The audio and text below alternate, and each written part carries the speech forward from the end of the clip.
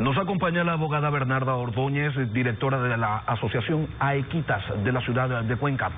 Aequitas, que es el concepto romano de la justicia, de la equidad, es una organización feminista que promueve los derechos humanos y actualmente trabaja en impulsar la reforma al Código Integral Penal en lo que refiere a la despenalización del aborto. Abogada Ordóñez, buenos días, bienvenida a Contacto Directo.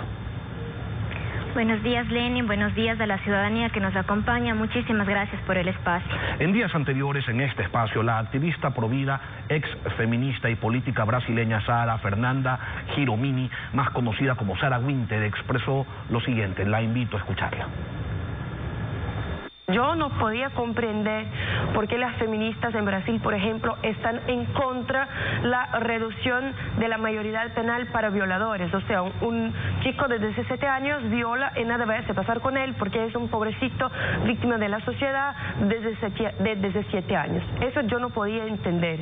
No podía entender por qué el movimiento feminista estaba a favor de baños mixtos, siendo que la ideología de género nos proporciona la idea de que yo puedo identificarme con cualquier cosa que quiera. O sea, un hombre puede decir que se identifica con una mujer y pasa a usar el baño femenino. Así se pasó en Estados Unidos, donde un hombre que se identificaba como mujer, se decía travesti, acompañó a una niña de 5 años, hija del pareja heterosexual que era su amigo, y la violó dentro del baño. Entonces, eso yo no conseguía comprender.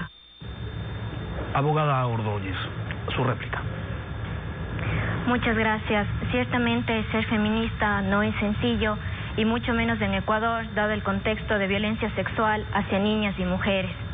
Y hoy en día nos enfrentamos a un nuevo desafío, que es la mentira y la manipulación.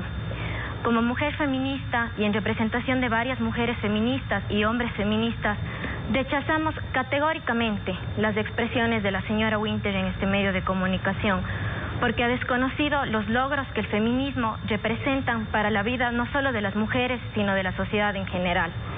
Por el feminismo, hoy en día estoy aquí, puedo opinar, pudimos estudiar, pudimos trabajar, y esos son logros que el feminismo no se pueden desconocer.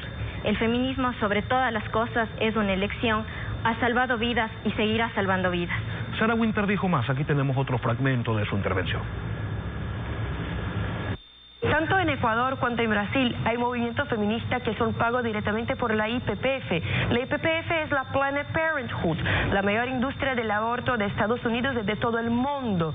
O sea, la Planned Parenthood paga directamente las feministas que salen a la calle haciendo protestos democráticos, entre comillas, para presionar los legisladores para legalizar las leyes.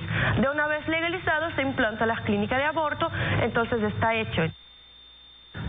Bueno, y esta declaración es la que más polémica ha generado porque lo que afirmó Sarah Winter no lo sustentó con pruebas y quisiéramos conocer su criterio.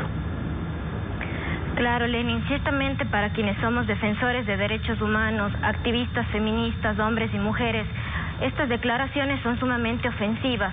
Desconocer y pensar que la lucha por una sociedad mucho más justa, equitativa, se suscribe a una compensación económica es desconocer a millones de personas que incluso han dado su vida porque hoy tengamos días mejores. Eso ha sido sumamente ofensivo para quienes estamos en la tarea de defender los derechos humanos de todas las personas, defender la igualdad, la justicia, la libertad.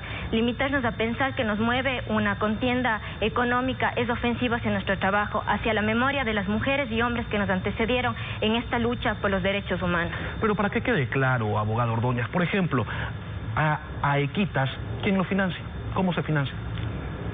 Nosotros somos un colectivo que nació en la universidad hace más o menos 10 años. Nosotros dedicamos nuestro trabajo, es voluntario. Cada una de las integrantes de nuestro colectivo tenemos actividades económicas aparte que nos han permitido estar en las calles apoyando a Marta, apoyando a Norma, que justamente es una niña de 12 años que hoy en día estamos enfrentando un litigio internacional porque fue abusada sexualmente por su padre, resultó embarazada, y estas son las realidades que nosotros como activistas tenemos que enfrentarnos.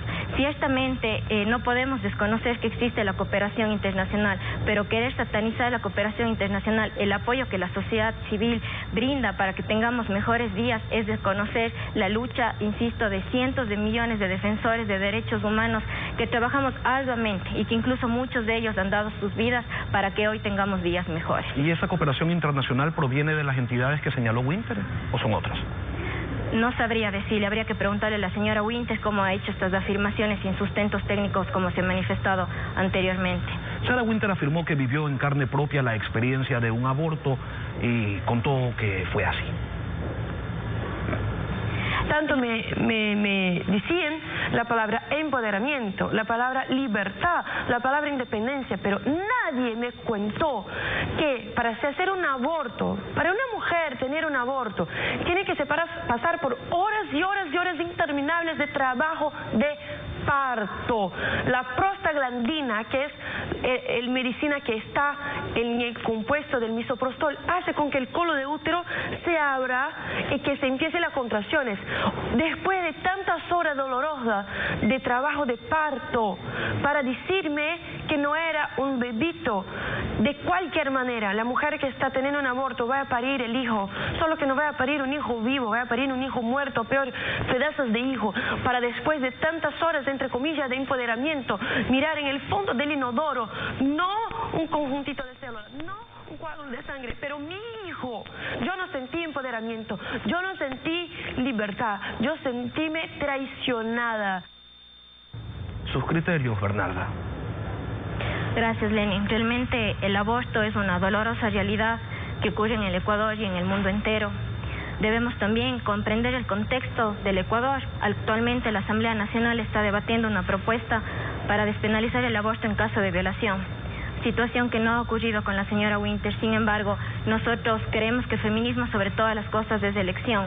Y como le vuelvo y le repito, el contexto ecuatoriano está enmarcado en la despenalización del aborto por violación. Y recordemos que 3.000 niñas al año, menores de 14 años, paren al hijo de sus violadores. Esa es la realidad del Ecuador. Hoy en día, 7 niñas van a parir menores de 14 años y otras 7 niñas van a abortar en situaciones muy inseguras. Realmente el aborto es una situación que se escapa al derecho, es una realidad muy dolorosa y prohibir nunca ha sido la solución para ningún problema social.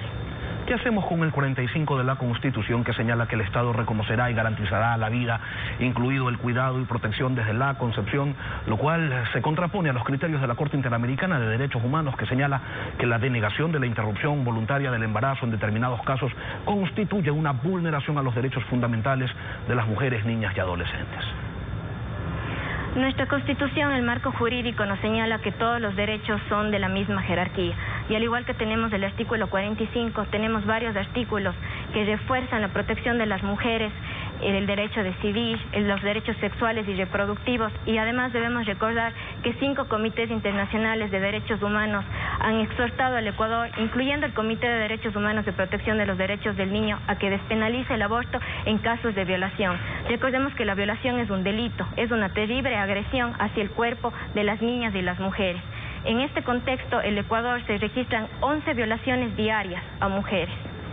Pero ¿está la Asamblea Nacional facultada para interpretar la Constitución tomando en cuenta que el espíritu del constituyente de Montecristi fue otro?